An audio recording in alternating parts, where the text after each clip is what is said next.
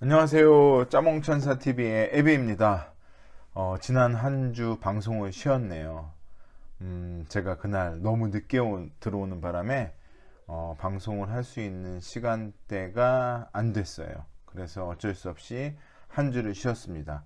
물론 뭐 한 주를 건너뛰어도 많은 분들이 딱히 뭐 기다리고 있지 않았으니까 하는 생각이 들기도 하지만, 그래도 일주일에 한 번씩 올리겠다라고 했던 제 계획에서 조금의 차질이 있었습니다. 혹시 제 방송을 기다리셨다면은 다시 한번 이 자리를 빌어서 죄송하다는 말씀을 드리겠습니다. 오늘은요, 그래서 사요마요. 지난 방송이었죠. 2주 전에 올렸던 방송의 AS 방송으로 하려고 합니다. 거기에 제가 좀 더 보충을 해야 될 부분이 있다고 판단이 되어서 AS 방송을 만들어 보았습니다. 자, 지난 방송에 대한 요약을 먼저 해드려야 될 것 같아요. 자, 집을 지금 사야 하나 말아야 하나 고민하는 당신에게 제가 그때 이런 결론을 내렸죠. 당신이 현재 급여 생활자이고 주택이 없는 분이라면은 집을 사는데 주저하실 필요가 없습니다 라고 제가 결론적으로 말씀을 드렸습니다. 자, 오늘 방송에서는 왜 그런지에 대한 부분 좀 더 깊이 있게 설명을 드리도록 하겠습니다. 자, 제가 지난 방송에서 이런 말씀을 드렸죠. 집을 너무 자산 축적의 도구로만 보기보다는 가족이 머무는 주거 공간이고 안식처로 봐야 된다, 이런 말씀을 드렸고요. 그 다음에 화폐 가치는 하락하게 되어 있고 재화는 우상향한다라는 말씀, 과거에 짜장면이라든가 우리가 쉽게 샀던 거와 그 지금의 가격을 비교해 보게 되면은 지금의 월등히 몇 배 이상 높아진 것들이 있다라는 겁니다. 그것은 시간이 지남에 따라서 그 재화 자체의 가치가 높아진 것도 있겠지만 화폐 자체의 가치가 하락하고 있다는 것을 보여주고 있는 것이죠. 그리고 제가 대출받아서 이자 내는 것이 월세 내는 것보다 낫다라는 그런 말씀을 드렸습니다. 기억이 나시는지 모르겠지만 기억이 나지 않으신다면 지난 방송을 한 번 더 보시면 좋을 것 같아요. 특히 부동산에 관심이 많으시고 집을 사야 되나 말아야 되나에 대한 고민이 있는 분이라면 지난 방송 기억이 안 나시면 다시 한번 보시고 이번 AS 방송을 보시면 좋을 것 같습니다. 자, 주식이나 집 구매에 대해서 사람들이 얘기한 그럴싸한 헛소리가 있습니다. 바로 무릎에서 사고 어깨에서 팔아야 된다 라는 이런 얘기죠. 근데 어디가 무릎이고 어디가 어깨인지 누가 알겠습니까? 다시 말하면 무릎과 어깨를 아는 것은요, 사람의 영역이 아니라 신의 영역이라는 거죠. 그래서 일반적인 사람들은 무릎과 어깨를 구분할 수가 없습니다. 이게 현실이에요. 다만 미루어 짐작을 하거나 추측을 하거나 과거의 데이터들을 통해 가지고서 이 정도가 무릎이겠구나, 이 정도가 어깨겠네, 이런 생각들을 하는 것이지요. 자, 앞에서 언급한 것처럼 언제가 무릎이고 언제가 어깨인지를 아는 것은 인간의 영역이 아닌 신의 영역입니다. 부동산의 사이클을 보게 되면은요, 짧게는 5년, 길게는 10년 주기로 부동산이 상승하기도 하고 하락하기도 한다라는 거, 아마 이런 얘기는 많이 들으셨을 거예요. 다만 그 시기를 미루어 짐작해 볼 뿐이라는 거죠. 우리는 어떤 사람의 뒤를 따라가는 것이 아주 익숙하고, 대부분의 일반적인 분들은 내가 리더로서 이끌기보다는 팔로워로서 따라가는 형국에 있을 겁니다. 이런 얘기들을 많이 해요. 부동산에서 2020년 상반기가 부동산의 바닥이 될 것이다. 내년이죠. 그리고 내년 하반기부터는 반등을 시작할 것이다. 근데 뭐 지금 보시면은 서울의 아파트 값은 굉장히 벌써부터 높은 가격으로 올라가고 있습니다. 지금 부동산 아파트, 특히 일반적인 뭐 빌라라든가 이런 것이 아니라 서울 지역의 아파트, 그 중에서도 부동산 그 아파트 분양가 상한제가 시행이 된다라는 얘기가 나오면서 지금 6개월 정도 유예 기간을 두고 있죠. 그러면서 새로운 아파트에 대한 건설은 더디어지게 되어졌고 그 덕분에 신축 아파트 중심으로 해서 굉장히 가격이 많이 오르고 있습니다. 그런데 내년에는 전반적으로 하반기부터 부동산 가격이 반등하게 될 것이다 라는 얘기들을 많이 하고 있습니다. 자, 그래서 결론적으로 얘기하면요, 본인이 필요하다고 판단되는 시점에 사면 된다는 겁니다. 아주 간단해요. 본인이 판단하시면 된다는 얘기입니다. 자, 전문가라는 사람들의 얘기가 아닌 나의 소신, 그리고 나의 상황, 그 다음에 나의 여건이 더 고려해야 될 중요한 부분이다 라는 말씀을 드리고 싶네요. 자, 첫 번째, 나와 가족이 이사 걱정 없이 편하게 거주하는 게 중요하겠죠. 그리고 두 번째, 잘 되면 기쁨이 2배고요. 잘못돼도 남 탓은 안 하게 된다는 겁니다. 그래서 나의 소신, 나의 상황, 나의 여건이 부동산, 집을 구매하는데 가장 중요한 요소다 라고 생각하시면 됩니다. 자, 내 인생을 남에게 맡길 수는 없는 겁니다. 나의 인생은 내가 판단해야 되고, 특히 가장이신 분이라면 더욱더 가족들을 위해서 올바른 선택을 언제 할 것인가, 그리고 선택을 했다면은 과감하게 실행하는 실행력이 또 굉장히 중요한 시기가 아닌가 하는 생각이 듭니다. 제가 이번 AS 방송에서 얘기하고 싶은 것 중에 하나가 뭐냐면은, 바로 왜 사람들은 전세를 만만하게 보는 걸까라는 부분이에요. 전세는 굉장히 비교적 쉽게 접근을 하고, 부동산에 가봐도 전세에 대해서 찾는 사람들, 수요, 공급들이 뭡니까? 어느 정도 있습니다. 전세는 괜찮아요. 그렇지만 매매로 넘어가게 되면은 사람들은 굉장히 신중해지기 마련이죠. 그러면 전세를 왜 만만하게 생각하는가? 그 장점과 단점을 살펴보면 되겠죠. 먼저 장점을 보게 되면은 매매보다 적은 돈으로 집을 구할 수 있다. 내가 살 집을 구하는데 매매보다는 더 적은 돈으로 집을 구할 수 있다는 장점이 있고요. 두 번째, 전세 대출 이자가 월세보다 쌀 수 있다는 거죠. 요즘 금리가 워낙 바닥입니다. 물론 예금 적금 금리는 더 바닥이죠.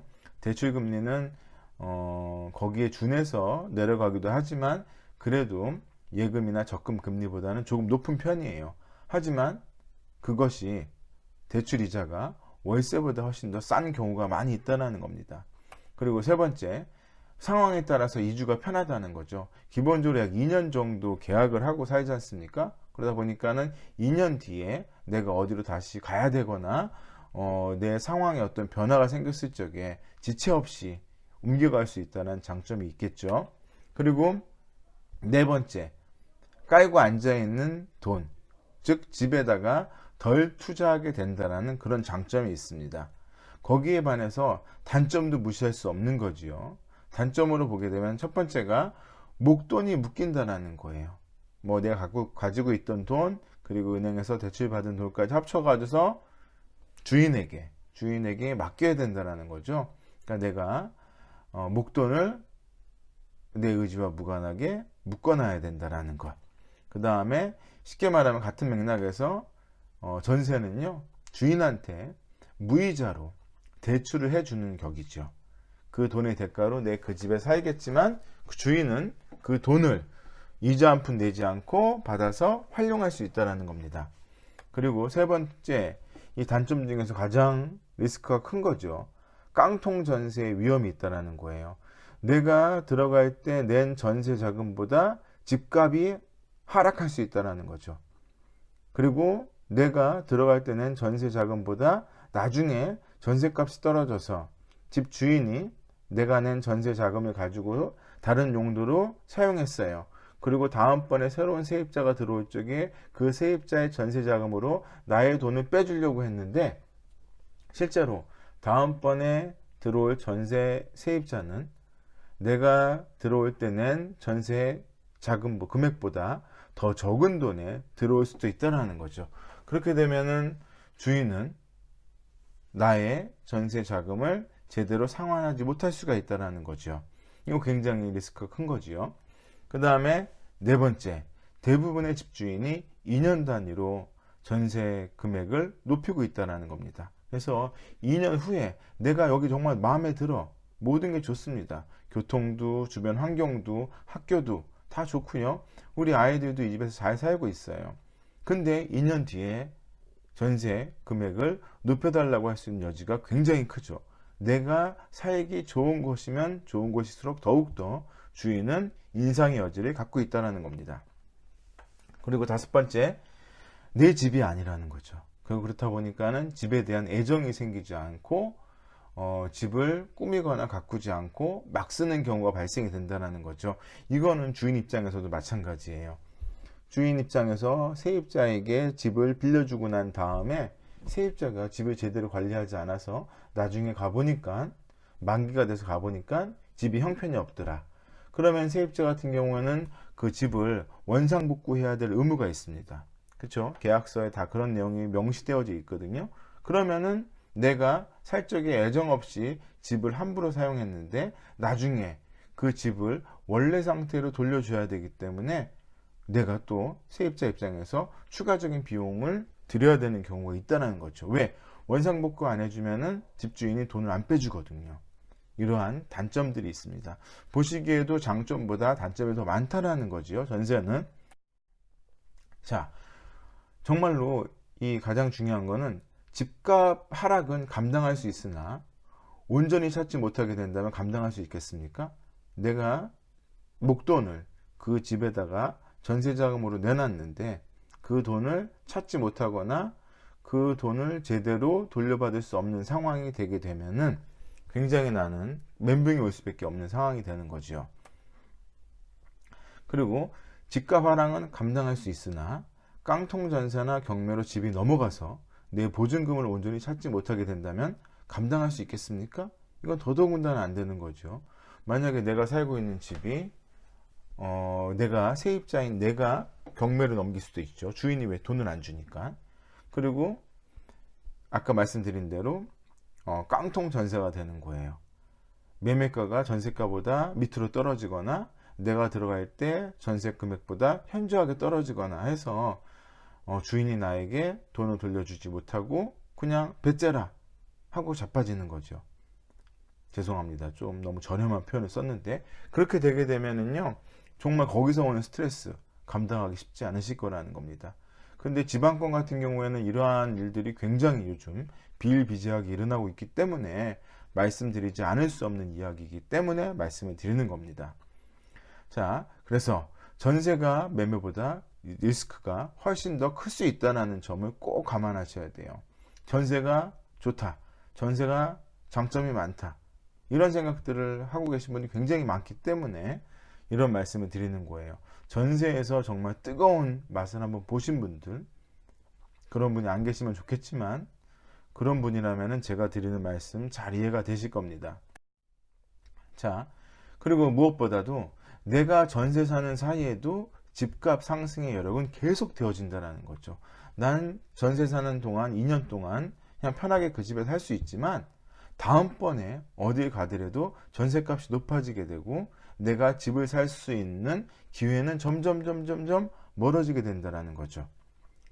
그리고 아시겠지만 뭐 내가 나중에 전세값을 올려달라고 해서 올려주지 못하면은요 집주인은요 내가 유일한 세입자가 아니라는 거예요. 다른 사람한테 부동산에 내놔서 다른 사람 쉽게 우리 집에 또 들어오게 하면은 집주인은 된다는 거죠. 그래서 집주인에게 나는 유일한 세입자가 아니다. 집주인은 선택의 폭이 나보다 훨씬 더 클 수 있다는 것. 이런 부분들이 있습니다. 자, 그리고 간과하면 안 되는 것들. 경기가 어려워지고 또 미래에 대한 불확실성이 높아지고 있는 시점에서 집은 최후의 보루이자 자산이기도 하다라는 거죠. 그래서 주택연금제도 이용을 하게 되면은 소득 절벽 시기에 적절한 대비가 가능하다라는 겁니다. 제도 개편이 얼마 전에 이루어졌지요. 그래서 원래는 60세 이상 자기 집을 맡기고서 나라로부터 돈을 받는 거죠. 매달 일정 금액을 받는 겁니다. 그리고 과거 제도에는 60세 이상에다가 시가 9억이었거든요. 근데 이것이 개편이 되었죠. 그래서 60세 이하도 가능하고 지금 오늘 신문에 보니까 55세 이상이 아마 유력하다라는 얘기를 하고 있어요. 그래서 55세 이상이면은 내 집을 맡기고 매달 일정 금액을 받아서 연금처럼 사용할 수 있고, 나중에 그 집을 내가 죽고 난 다음에 그 집을 처분해서 남는 돈이 있다고 하면은 뭐 자녀들한테 물려줄 수가 있는 거지요. 자, 그리고 기준 자체도 시가 9억에서 공시가격 9억으로 바뀌었죠. 공시가가 시가보다는 상당히 낮습니다. 그래서 공시가격 9억이라고 하면 시가로는 한 14에서 15억 정도가 되는 겁니다. 그 정도 금액까지도 확대를 해준 거죠. 왜 확대했을까요? 당연히 지금 부동산 가격이 많이 오르고 있기 때문입니다. 자, 그리고 지난 방송에서 대출 얘기가 조금 불편하셨던 분이 계실지 모르겠어요. 그래서 대출에 대한 이야기 좀 하려고 합니다.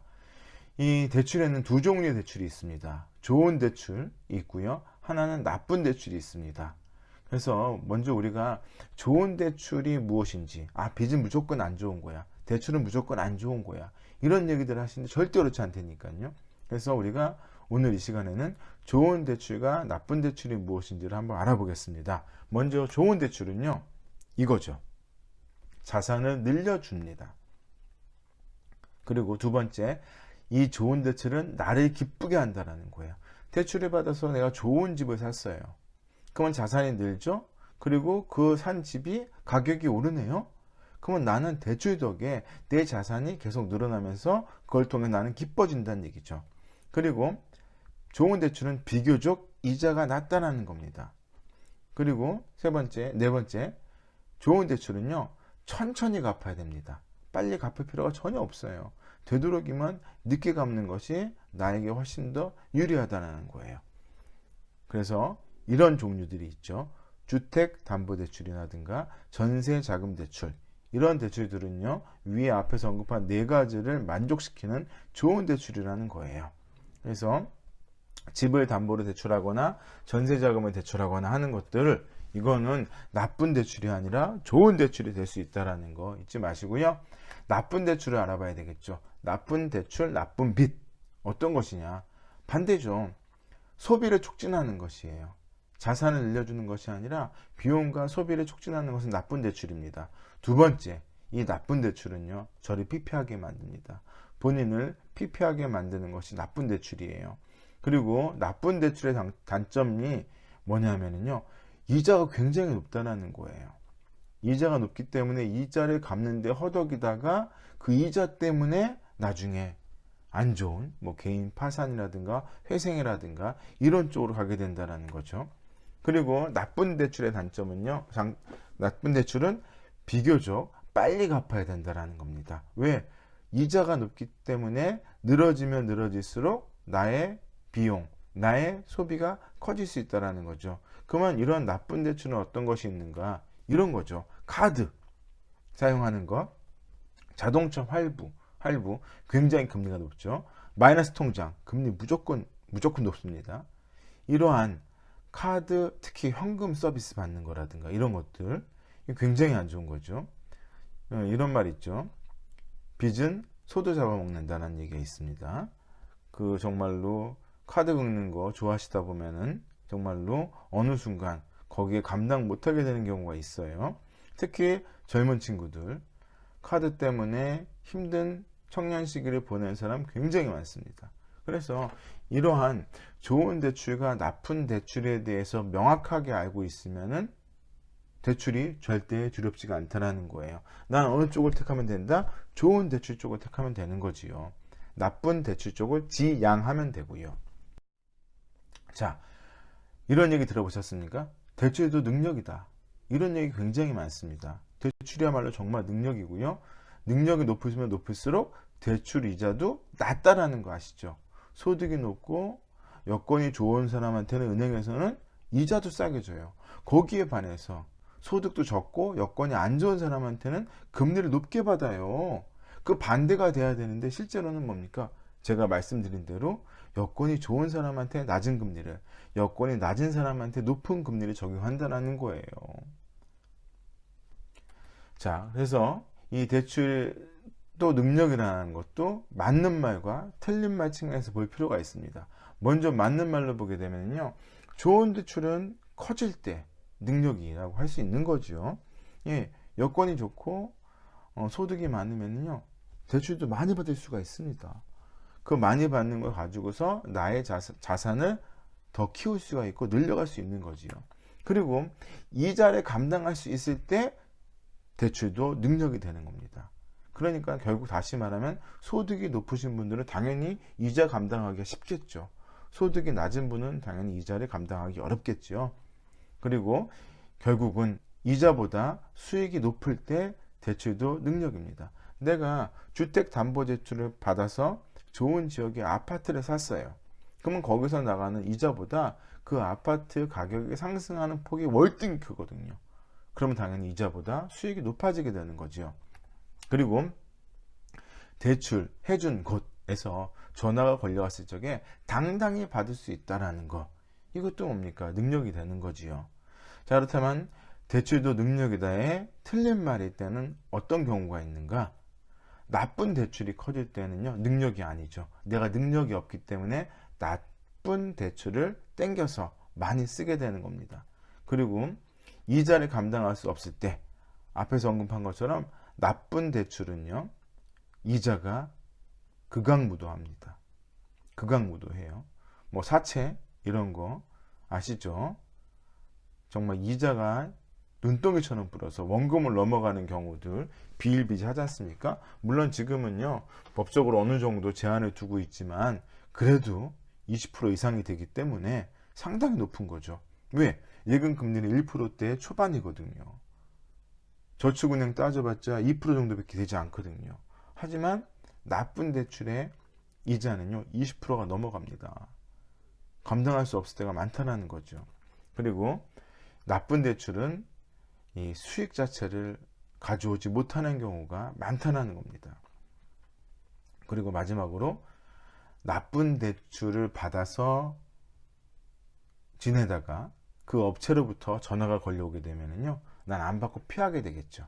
그래서 지금 드린 설명대로 대출도 능력이다. 맞는 말인 경우가 있고 틀린 말인 경우가 있다는 거죠. 그래서 결국은 좋은 대출을 가지고서 잘 운영하는 것, 이게 능력이 되는 겁니다. 하지만 나쁜 대출을 많이 보유하고 있는 것, 이거는 뭡니까? 능력이 아니에요. 내 능력이 없기 때문에 악마의 속삭임에 넘어가서 내가 오랜 시간 동안 그로 인해서 힘들고 어려운 시간을 보내게 된다는 거죠. 자, 나의 대출이 좋은 대출이고 감당할 여력이 있다면요, 대출을 두려워할 필요가 없다는 겁니다. 대출을 적극적으로 이용해야 된다는 거예요. 예, 더 적극적으로 활용해야 됩니다. 그래서 능력이 되시는 분, 그러니까 다시 말하면은 급여 생활자, 안정적으로 매달 일정 금액이 따박따박 들어오는 급여 생활자인 분들한테는 그것을 감당할 수 있는 범위 내에서 저는 대출을 적극적으로 활용해라 라는 말씀을 다시 한번 드리고 싶습니다. 자, 다시 집 얘기로 한번 돌아가서 결론적으로 말씀드리면은 어디에 사야 되나? 그러면은 야, 네가 주장하는 대로 알았어. 그럼 어디에 사야 되는 거야? 첫 번째 가장 이거죠. 서울이 아니라니까요. 서울 뭐 무조건 서울 얘기를 하는데 살고 싶은 곳에서 하면 됩니다. 얘기했지 않습니까? 집은 자산 축적의 도구라기보다는 가족끼리 행복하게 머무는 공간이다라는 생각을 먼저 하셔야 되기 때문에 살고 싶은 곳에 사는 것이 첫 번째입니다. 그 다음 두 번째, 그래도 그 자산 축적의 도구라는 측면도 어느 정도 고려해야 된다고 한다면은 지금 상황에서는 서울이겠죠. 그리고 일자리가 있는 곳. 요즘 저희 나라에서 공기업들을 지방으로 분산시킨 거, 그거 굉장히 잘한 것 같아요. 지방에 일자리가 많은 쪽에 서울로 모이는 것이 아니라 분산이 되어지겠죠. 그러다 보면 당연히 대학들도 굳이 서울로 올 필요가 없는 거죠. 지방의 대기업들, 뭐 공기업들이 있는 그 인근에 있는 대학을 나오게 되면은 그 기업에 더 쉽게 들어가게 되겠죠. 서울에 있는 사람한테 그쪽까지 내려와서 직장을 취업을 해라, 그 직장에 들어가라고 한다면은요, 좋은 곳이라 할지라도 아마 주저하게 될 거라는 거죠.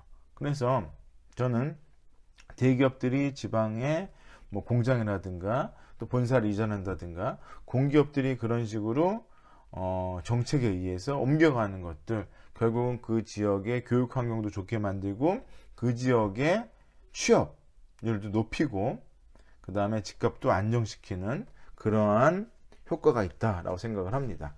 그래서 어디에 사야 되는가? 첫 번째 뭐라고요? 살고 싶은 곳입니다. 그리고 두 번째, 그래도 안정적인 자산을 확보하고 싶다라고 한다면은 서울이겠죠. 그 다음에 일자리가 있는 곳을 선택하신다면은 비교적 내가 좋은 곳에, 괜찮은 곳에 부동산, 집을 장만했다라고 생각을 할 수 있을 거예요. 자, 그러면은 좋아, 알았어. 그러면 뭘 사야 되는가? 이것도 당연해요. 첫 번째, 사고 싶은 걸 사면 됩니다. 내가 선호하는 게 아파트만 있는 게 아니거든요. 어떤 분들은 뭐 주택일 수 있고요. 어떤 분들은 빌라일 수 있고요. 네, 다 다를 거라는 거죠. 어떤 분은 오피스텔인 경우도 있을 거라는 거죠.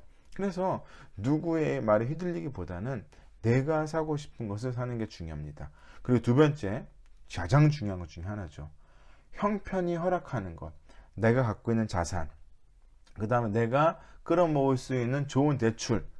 그 범위 내에서, 그 형편이 허락하는 범위 내에서 사면 되는 거예요. 그리고 세 번째, 그래도 순위를 정해달라고 한다면요, 아파트, 다세대, 단독주택 이런 순으로 사시게 되면은 좋지 않을까. 특히 우리나라에서 아파트의 강세는 한동안 꽤 오랫동안 지속이 되지 않을까 생각이 되어집니다. 그래서 무엇을 사야 되는가? 첫 번째가 뭐라고요? 사고 싶은 걸 사는 겁니다. 두 번째가 뭐라고요? 나의 자산, 자본 이런 것들을 다 총동원해서 형편이 허락하는 것을 사면 되는 거고요. 그 다음에 기왕이면은 아파트가 그래도 우리나라에 좋겠죠. 근데 그게 안 되면 다세대, 그게 안 되면 단독주택. 그럼 단독주택도 사실상 가격이 굉장히 높아요. 그렇죠? 근데 이게 금액대의 차이가 아니라 그냥 비교적 부동산, 집을 놓고 봤을 적에 자산적인 가치로 봤을 적에 상승 여력이라든가 뭐 재개발이라든가 뭐 재건축이라든가 이런 여력을 놓고 봤을 적에 이게 낫지 않을까 하는 생각에서 말씀을 드리는 겁니다. 오해하지 마십시오. 자, 경기 침체기가 되면 사람들은, 지금이 경기 침체기지 않습니까? 어떠한 성향이 있냐면요, 안전자산을 추구합니다. 부동산이라든가 금 이런 류의 안전자산에 관심을 가지게 됩니다. 지금 금값 장난 아니죠. 아파트, 특히 아파트 가격의 상승, 서울 지역에 장난 아니지 않습니까? 그런 것들이 유동자금이 몰렸기 때문에 그런 결과를 만들어낸 것이거든요. 자, 부동산으로 돈을 벌고 싶다면 두 가지만 꼭 기억하시면 됩니다. 첫째, 남들보다 더 좋은 정보를 더 많이 가지면 됩니다. 간단하죠. 정보력 싸움이지 않습니까? 어느 지역이 개발된다더라, 어느 지역에 뭐가 들어온다더라, 이런 것들을 알게 되면은 그 지역에 남들보다 먼저 뭐 땅이라든가 뭐 집을 사놓게 되면 그것이 뭡니까? 당연히 그 주변의 개발 이런 걸 통해서 집가 상승이 되고 집값의 상승이 따라오겠죠. 그게 아니라면은요, 전 이걸 얘기하고 싶어요. 둘째, 한 곳에 오래 살아야 한다라는 것. 한 곳에 그냥 사는 거예요. 쭉 살다 보면은요, 그곳이 언젠가는 뭐 개발이 되어지던가 재건축이 되어지던가 한다라는 거죠. 그래서 정보를 남들보다 더 많이, 더 빠른 정보를 가지고서 발빠르게 움직일 수 있다. 이게 아니라면 그냥 여러분이 살고 싶은 거 좋은 지역 선정해서 거기서 오래 사시면 됩니다. 네. 그러면은요, 돌고 돌던 것들이 내가 사는 그곳에 한 번은 지나가게 될 거라는 거죠. 네. 자, 이러한 두 가지를 기억하라는 것 중에서 가장 핵심, 근본은 뭡니까? 내 것이 있는 상태에서, 내 집이 있는 상태에서 이 두 가지를 기억하고 지켜야 된다는 겁니다. 내 것이 없는 상태에서 이건 의미가 없어요. 그래서 먼저 내 것을 갖는 것이 중요하다. 자, 아시죠? 집은 부동산입니다. 하지만 사람의 마음은 동산이죠. 집은 움직이지 않는데요. 사람의 마음이 끊임없이 움직인다는 거예요. 이것이 모든 것의 문제의 근원이 되고 있는 거죠. 경기가 안 좋았는데 사람의 심리 때문에 집값이 막 미친 듯이 오르기도 하지 않습니까? 왜 그럴까요? 사람의 마음이 움직이기 때문이에요. 자, 집은 죄가 없습니다. 누가 문제라고요? 사람의 문제라는 거예요. 괜히 아파트, 빌라, 주택 탓하지 마시고 사람, 내가 마음을 바로잡고 있는지, 내가 움직이지 않는 중심을 잘 갖고 있는지에 대해서 먼저 생각을 해보시는 게 맞다고 판단됩니다. 자, 나와 내 가족이 더 행복하게 하는 것이 무엇일지 그것만 생각하시면 됩니다. 다른 거 생각하지 마시고요. 행복해야 됩니다. 나와 내 가족이. 그게 가장 중요한 거예요. 자, 오늘 방송은요, 여기서 마치려고 합니다. 지난 한 주 건너뛰고 오늘 하다 보니까는요, 다른 때에 비해서 약 2배 정도의 시간을 할애했습니다. 지난 방송, 그래서 사요 마요. 그거를 방송하고 난 다음에 정말 너무 찝찝했어요. 뭔가 부족하다. 왠지 응가하고 제대로 닦지 않은 것 같은 그런 느낌이 있었기에 오늘 그때 시간에 2배 정도 되는 시간을 할애해서 AS 방송을 만들어서 여러분들께 보여드리게 되었습니다. 도움이 되셨기를 바랍니다. 자, 짜몽천사TV는 여러분이 키워가는 방송입니다. 시청해주셔서 언제나 늘 감사합니다. 다음 주면 벌써 수능이네요. 이맘때 추위가 꽤 있었던 것 같은데 올해는 그다지 쉽지 않아서 고마워해야 될지 좋아해야 될지 모르겠습니다. 여전히 단풍도 예쁘고요. 점점 더 아름답게 질 것 같습니다. 이런 좋은 가을날 하늘도 올려다보시고 주변도 돌아보는 그런 여유를 꼭 가지시기를 바라겠습니다. 제 방송 지켜봐주신 여러분 감사합니다.